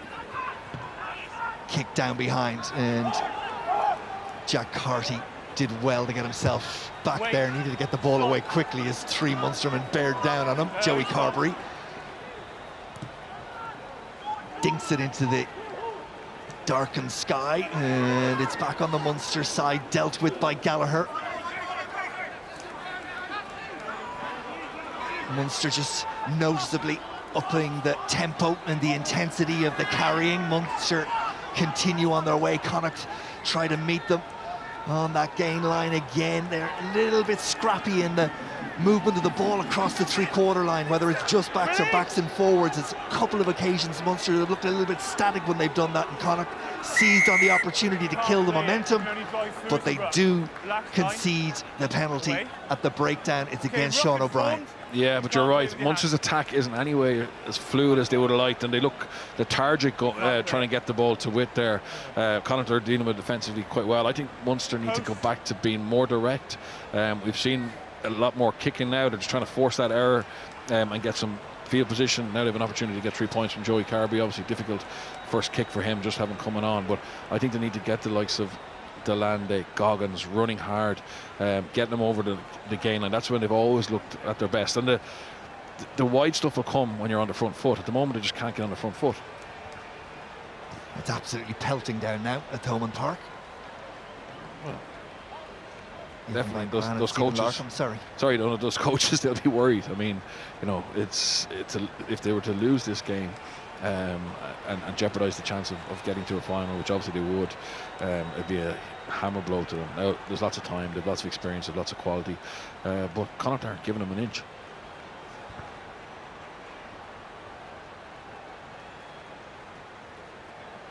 So then Joey Carberry to close the gap to just 4. Big kick. And it's executed really well. Even more impressive, Carberry just on the pitch. Lands the penalty. Munster 20, Connacht 24.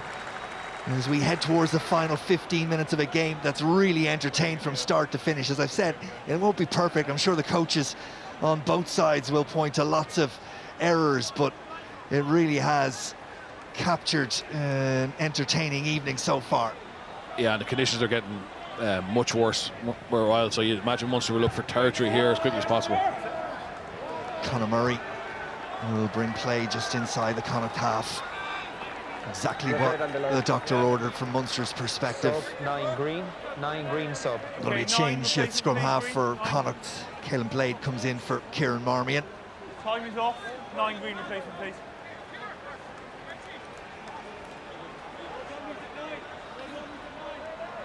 Yeah, and the Munster line-out, defensive line-out specialist, Ty Byrne here and Peter Manny, they'll be looking for a steal here. This is a key moment in the game. Last time Connacht were able to throw to Buckley at the front uncontested. You imagine Archer will keep an eye on that this time, but also want to be able to lift Peter Manny. Worth noting also that with the rain coming, the wind has died significantly from where it was. Not the advantage that there might have been for Connacht in the first half for Munster in the latter part of the second. Papali'i takes it into contact. Caelan Blade gets his hands on the ball for the first time, and it's back for Carty. And that one is in on the full again. I say again, it's the second time the Connacht have done that. Just handed territory and possession away, and it's those small margins. Just a couple of inches the wrong side of the line, and it's a big error for a small margin. Yeah, that could be just a little entry point that Munster need. Now they have a set piece. Connacht did brilliant, a true great ball to the back of the line out, and we're just looking to pin Munster back, but unfortunately for Connacht, Jack Carty just overcooked it a little bit, and when you back that up with the kick-off that Fitzgerald kicked out in the full as well, just 2 errors that they wouldn't really expect it to happen in a game. This players of their quality. Check in the background, we haven't got anything, okay? On the AR there. No, you're a bit more than that.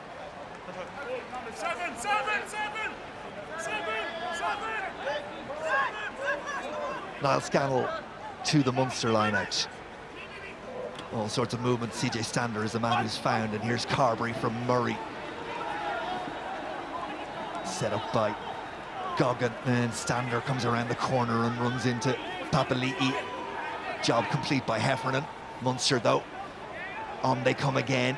Scannell runs into a decent tackle from Ultan Delan. Ty Byrne, and it was Finlay Bealham who shot up out of the line.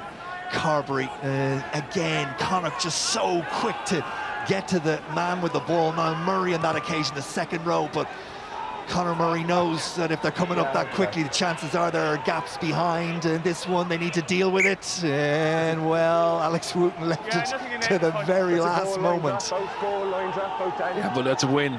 That's a win now, because it's a goal line dropout compared to previous. Conor Murray didn't get his angle right. He obviously would have wanted that to bounce and go out in the touch, but at least he didn't kick it dead. And now Connacht have to kick this ball out from behind their old goal line. Okay, still make sure we're behind. Against the wind. I know it's died a little bit. The Munster should be in their own half, or in the Connacht half after this.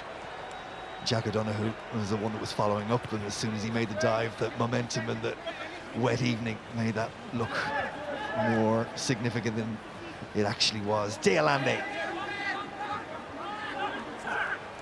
Conor Murray, little gap, and Murray tries to squeeze his way through it. Big clear out from Scannell. Conor Murray now to Damien Dale Landay.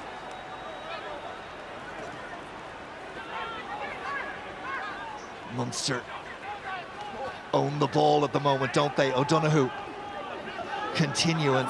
If they keep this pressure and ball retention up, Connacht are going to be in all sorts of trouble. O'Brien, and that was dangerous, but he managed to get himself free and got the pass away. O'Mahony, ball bounces away from him, and on comes Arnold, and O'Mahony a little look to see where he was. Oh, all the experience in the world, and big green space opens up in front of him. Peter O'Mahony, offload, back inside, De Allende, all from O'Mahony, evading the tackle of Arnold and getting Munster going forward again. Carberry picks it up off his toes, has a little look across to see where Conway is. He called for it. The execution is wonderful. Oh! Take a bow. Take a bow. What a sequence. Peter O'Mahony, he looked in all kinds of trouble. He was trapped in the 5 metre line behind all the support, and he beats Sam Arnold down the touchline. And then just about he put in a touch, he gets the ball back inside, and then what a pick up from Joey Carberry. The kick was brilliant, but his ability to pick the ball up off his toes and then obviously spot Andrew Conway. So I was going to say, the pick is one thing, the vision to see Conway is the second, the execution in the lashing rain to deliver it, and Conway, he still had work to do, and he finished the job beautifully. And that was, well, it was wonderful to watch from a Munster and a neutral perspective. Connacht fans will wonder, is the opportunity for a rare victory in Thomond Park slipping from their grasp?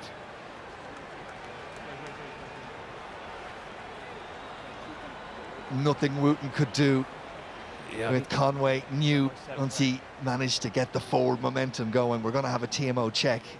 Joy Neville. Time off. We're just checking. Just a potential knock on in the last ruck. Potential knock on in the last ruck. Lost the control forward by 12 red. This could be I can move to the screen now. key moment here for this. The last ruck before the crossfield kick. Okay. I'll wait till you get to the screen. So the referee You just need is to review this. making his way over to the screen again. Always the furthest point from where the action happened. Across he comes, and he'll see what you're seeing. De Allende there. No, we need the other angle. We have a better angle here. Here it is. This is the question. Was there a knock forward here? It's off a knee, I think, but I'm not sure. We need to see it again, I think. I'm going to try to get a slow down there, okay? Yeah. So tackle from Carty. Caelan Blade comes in to try and contest. Ooh, yeah. Okay, we're saying that's clearly forward as he's hit the ground. On the first action or the second action? Watch the hand of Damien De Allende. Okay, yeah, that action's Knock clearly on. gone forward. Yeah, it's by clearly red. gone forward by It red has. 12. Okay, where's the low? On the 22, on the Okay, 15 metres. Oh, Connacht breathe again. Okay. They breathe Knock Ryle, on but they by look 12 fatigued. red. That kick chase that led to Peter O'Mahony breaking down the left wing. On the 22, The rest of on their the pack were 15 metre. stuck miles behind. Now, fairness, Munster being able to bring on huge experience Knock on and here, quality. by your 12. But Connacht have done so much defending and defended so bravely. I just worry about their ability to finish this last 10 minutes. But they have the lead now. 13 green, substitutions. 8 green and 14 green replacement, please. 8 green 8 and 14. is Abraham Papali'i. He's going to go, and so is Sam Arnold, Dan, are we inside or outside here? which we are means just that inside. Peter Sullivan will come on for Just inside, Arnold, yeah. Inside. and Masterson will Okay, time come back on on, please. for Just Papali'i. inside, so you've got over the mark, all right?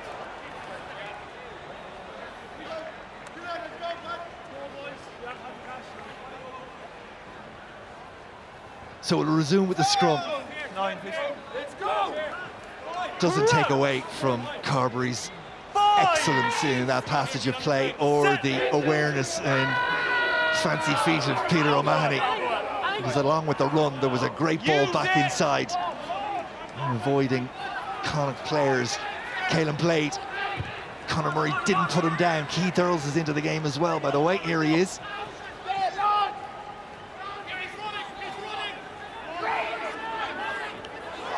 Now he's got the ball. No left. Ball is there for Munster. Use it. Kilcoyne. Tackle from Sean Masterson. Blade did brilliantly to get out of his 22 and get that ball up here. Now this is all about his catch. John Porch steps forward. Wet ball. Earls in his face, but holds on to possession for Connacht. I'll tell you, if there was a crowd here, this place would be absolutely hopping. Oh, yes. Tyburn. Grade 19 offside. Offside. Big moment for Connacht. Yeah. Offside for me. No offside for me. He stepped up the ruck early and started ahead of the hindmost. He was always offside. Always offside. And Carty, well, they need territory, possession, and calm heads. Yeah, and I think being able to bring on Blade now, you know, he's had a huge amount of game time this year, and Jack Carty is very experienced, and yeah, the pack will need both those two guys to keep in the right areas of the field, because you'd wonder if Munster get down into this half and get a bit of forward momentum, it'd be hard for Connacht to stop them without giving away a penalty and then be put into the corner 5 yards out.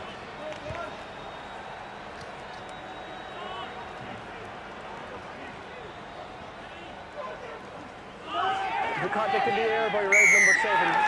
Penalty. Penalty only. Another Connacht penalty, and it gives them, well, with the wind, albeit less than it was, it's still, I think, outside the range of Carty. And down the line they'll go.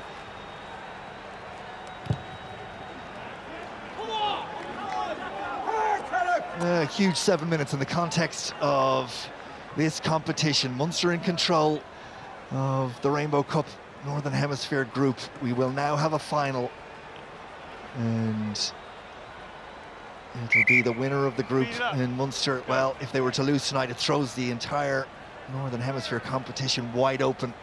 A couple of games still to come from Munster. They're home to Cardiff, away to Zebre, Connacht away to Benetton, home to Ospreys in the coming weeks.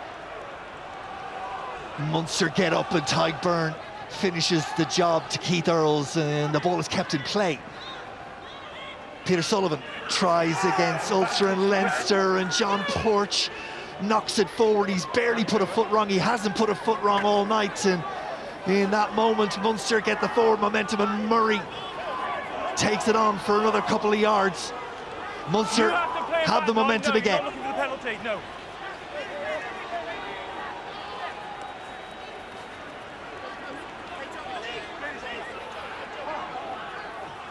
Archer. Tyburn lifts the body out of the way. The ball is there for Munster again. O'Donoghue.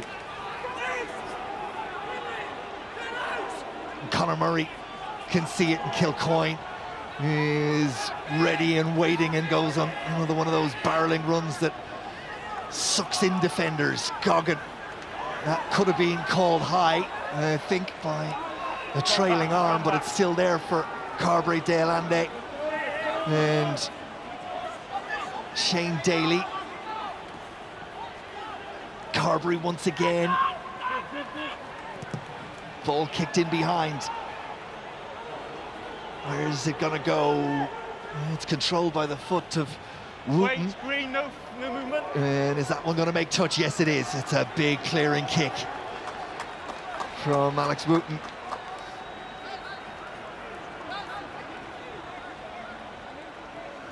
Yeah, big moment now. Obviously, Munster need to get the set piece right. Time off in the middle. But Connacht be glad to have a little injury to Niall Murray, just to give him a chance to get their breath.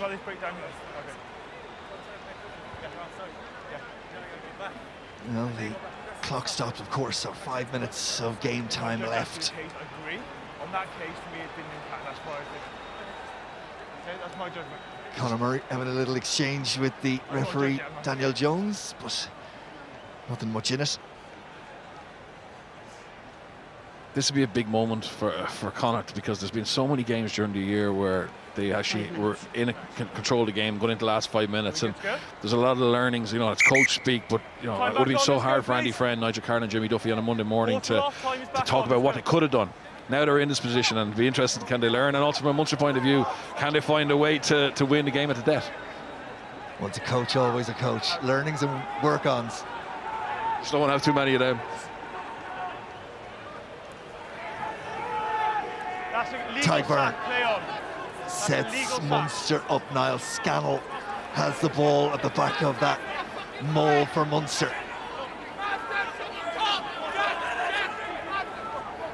And away Munster come. And it's there for O'Donoghue, who's got through some amount of work in the last 10 minutes or so. Kilcoyne. Byrne once more. He runs into Heffernan. Conor Murray. Dale Ande. Fighting for every inch, and Connacht are just not giving them anything. They are legal steal. And they've stolen it, they've turned it over. That was a good steal. Inside. There are going to be a lot of tired bodies from the defensive effort in Connacht. The full-time whistle, they'll get over it if they can get out of here with a win. And again, just that resilience, that grit from Connacht is phenomenal. I mean, Munster throwing everything at them. You can't fault the effort, but at the breakdown, they're just so sticky, and they're making that ball presentation so sloppy that the ball is popping out of rucks. You see here, Delande, you know, good work by Sean O'Brien. And just here, I think probably the Munster support were delayed by the Munster, or the Connacht tackle not rolling away. But still, that's, you got to ride your luck and push the referee. And they get up and disrupt the Connacht, or the Munster line out, and Connacht have the ball again. And Owen Masterson is propelled forward by those behind him. And Murray, who has really had a terrific game for me, carries into contact. It's back with Carty. Keith Earls waits. And the kick chase is not significant from Connacht, so Keith Earls gets the opportunity to run it back. Conor Murray. CJ Stander, who's... Conor Murray. Joey Carberry, little step back inside. He's not affecting the ball. The ball is available. Murray. Kilcoyne.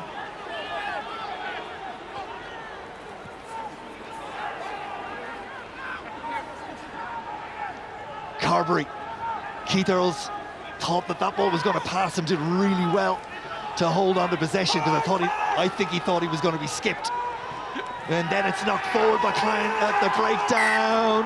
And Connacht have the ball again, and there are high fives all over the place. No, listen, if you talk to me again, I'll penalise you. It's a cheap penalty. Stop. Yeah, we'll have time off. It's a knock-on. Time off. Knock-on by Munster. For red substitution. Connacht will get the put into the scrum. The ball was clearly available. It had no impact on the speed of the ball. That's probably the weakest part of John Klein's game, is those carries off 9. He does tend to fumble them quite a bit, but in fairness, he was up against a lot of pressure there. Connacht are out on their feet. This is a phenomenal effort from them to come down here. Okay. We've got an elbow to the face of the tight head prop that's came on by what player? I don't know, what's this on the rupture? Okay, we've got the location, we've got the player that's happened to. So this is a captain's challenge by Tom Daly. 10 metre, elbow to the throat. So you want to review an elbow to the throat on green number on green 17? tight head prop, by the replacement loose head. By the replacement loose head. Okay, bear with me, please. Very clear what Tom Daly has asked the referee to consider with this TMO, Joy Neville. And on a captain's challenge, the question has to be very clear from the captain. Just take a few seconds to line this up, okay? So we're going to have a little look at it. If we resume normally, we will resume with 2 minutes left on the clock and a put into the scrum for Connacht on the Munster 10-metre line. Yeah, so it's against Kilcoyne. They're asking the question, did he lead with the forearm? From that angle, it's not very clear. Try to get the first angle again, okay, because that was the best. I just want to see if there's clear separation with a non-ball carrying hand. For me, there's no clear separation anyway. No, I agree. So at the point of contact, to clarify, the Munster player, there's no clear separation, and then he's pushed away after, so no foul play? No foul play, I agree. I agree, okay. There's people going to watch that, and they're going to say if there's contact with the neck and head area, then there is foul play, Bernard. Okay, yeah, but there's an element of how you protect yourself as you carry the ball. Okay, so you've lost your captain's challenge on that, okay? What the refs are looking for is you to actually raise your elbow up into the throat. So, look at it. Finney Bealham would have felt that impact in his throat, so he's probably passed it on to Tom Daly. 2 minutes left. You've got a scrum in their half. Connacht have been here before. Can they actually see this out, or can Munster get one more turnover and have a go at getting down there and scoring what needs to be a try? So the last time Connacht won in Thomond Park was 2015. The last time they won before that was 1986. Finian Wycherley in for Jan Klein in the second row for Munster. Caelan Blade has the ball and it's there for John Porch. Sullivan outside him, but Porch goes back inside, and Connacht will try to run through a few phases with ball in hand, get it off the pitch and celebrate what would be a fantastic victory, and considered even more so from where the teams came from last week. Connacht on the end of an absolute thumping by Leinster. Munster Tyke has that. Wow. wins on the trot, and they're gonna get another shot at it. Big play from a big player at a big moment.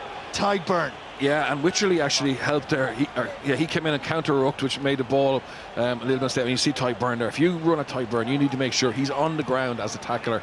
You can't give him a shot at it. And I don't like teams who try and run it down with a minute and 25. I thought put that ball into 22 there and make Connacht or Munster work their way down. But yeah, this is big moment here. Connacht.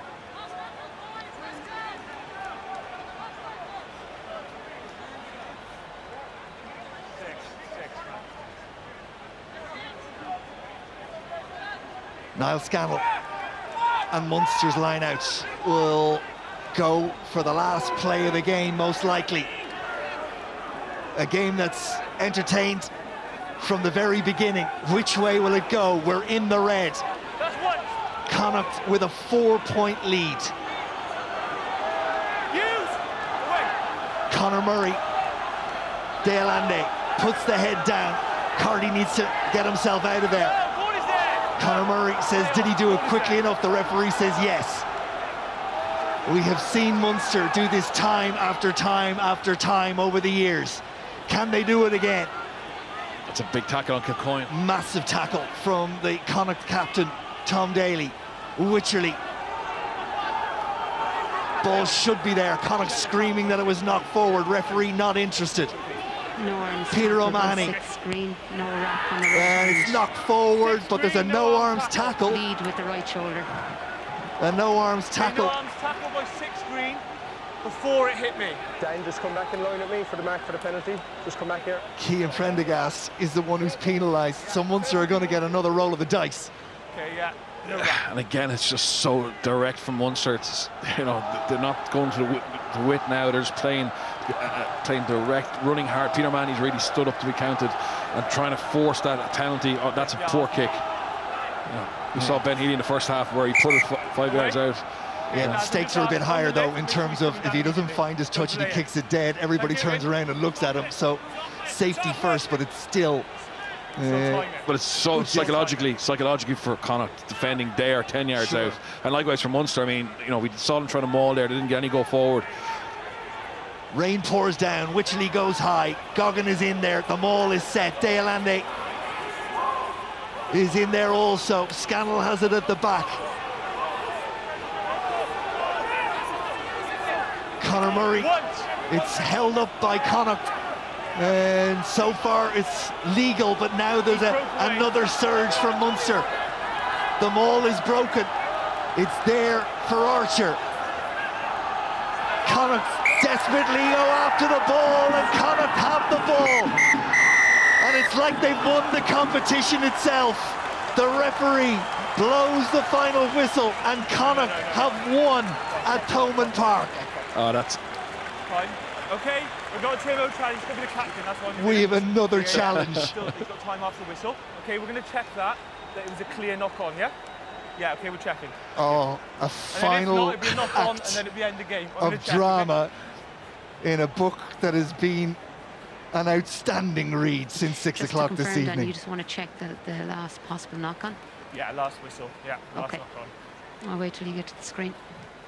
And the two captains are trotting over behind the referee to make sure he gets this one right. I don't think he wants them. No, you allow me now. No, it's one challenge. Away. Yes, you can, within 20 seconds. Away, yes, you can, please. There's clear evidence overall my on-field decision. Yeah, he's lost control for me there. Would you agree, Joy? Let's just have another look there first, Dan. Thank you. So the question is, did Munster knock it forward as a boot and then as a hand from Archer. Ooh. Just want to make sure it's not off the boot of number 17. You are, you said knock on, please. Away, please. Push him away, lads, please. Seems to be off the boot of number 17, But right? his left hand is in contact with that, Okay. and then it's rolled forward. Okay, so unsuccessful. Game is over. Decision made. Connacht have won at Thomond Park. What a game. Player of the match, Bernard Jackman. My Guinness player of the match is Niall Murray, the young lock from Connacht. He got through a huge amount of work coming to Thomond, playing against a team like Munster. I think today is a day that he'll remember and deserves to be man of the match, or player of the match for me, because of his impact over 80 minutes. Well, it was a terrific game, and it's blown the Rainbow Cup Northern Hemisphere group wide open. Connacht have come to Thomond Park and won with commitment, with resilience and with grit. And a final score reads Munster 20, Connacht 24.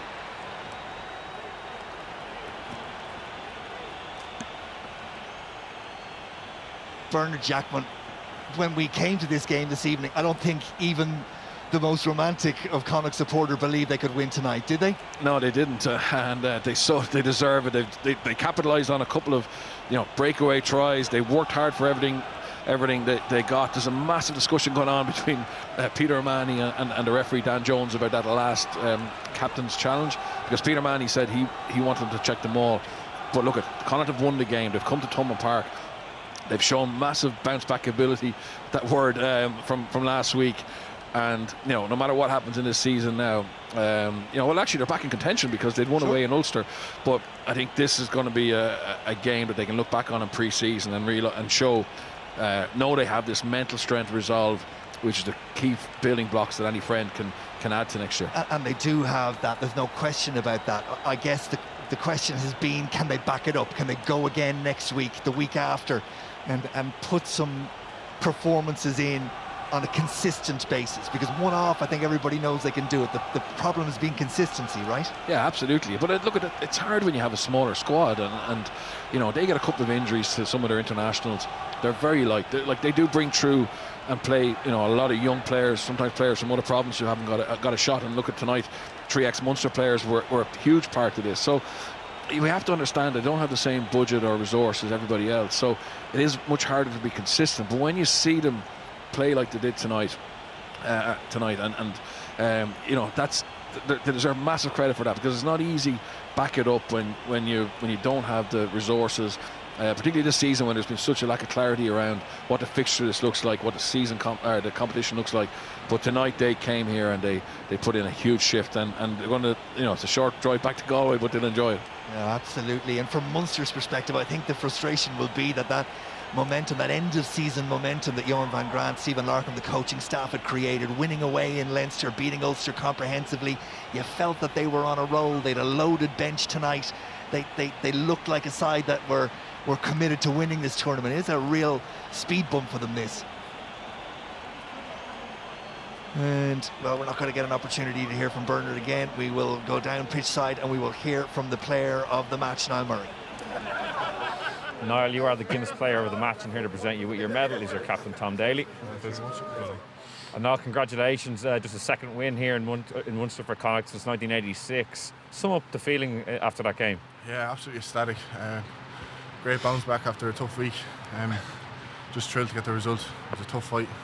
Fair play to Munster, yeah.